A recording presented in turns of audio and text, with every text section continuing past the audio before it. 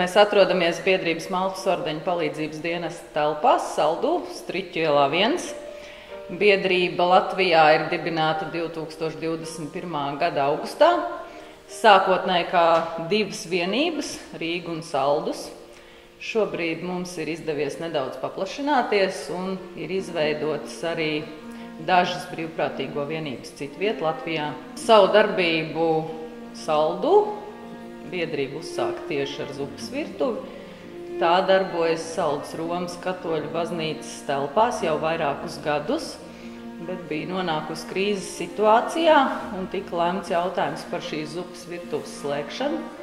Un tad priesteris Valdis Drīksna mani uzrunāja, piedāvājot šīs virtuves vadību pārņemt mūsu biedrībai. Zupiņa garšīgi? Nē, es tādu normāli, viss ir kārtībā. Un sevišķi tiem, kam nav, tiem vispār jāsaka paldies, jā, kad ir tāda karsta zupa, ko paēst. Ka ir tāda vieta, kas baro? Jā, otrdienās, ceturtdienās, tā ir tā putras diena. Un tas ir tāds atspaids? Nu, bet pilnīgi pareizi maizīt un tāpat viss, tas ir liels atspaids. Jā, ka nav jātērē naudiņu, jo tās nav... Nu, bet tā maize, ja viņa nebūtu garšīga, tā maize, jā, tad būtu savādāk. Bet tā maize patiešām ir garšīga.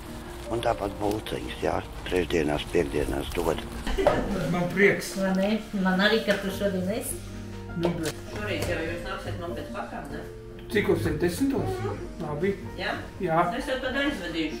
Jā, labi. Ļoti labi. Prieks, par nabagiem, kas saka, parūpējās. Tā ir tiešām. Nē, zupas un noteikti, kas te ir, viss ir ļoti labi. Tas ar Dievu nebūs, ja atņemsim. Tā jau atņem šitos te pakas nebūs maznodrošināties. Tas ir liels mīnus. Un nevar atņemt šito te. Cik ilgam laikam pietiek vispār tā zupiņa tagad, ko paņem? 3 dienām. Mēs pa diviem ēdam. Pa šitā porcija uz 2. Es tagad mājā paēdīšu un tad vēl vakarā. Labi, ka tāda palīdzība ir kādu. Es viens atdzīvoju, vīrietis un tā, ar grupu ir. Ja nebūtu garšīgi, tā es te nenāk.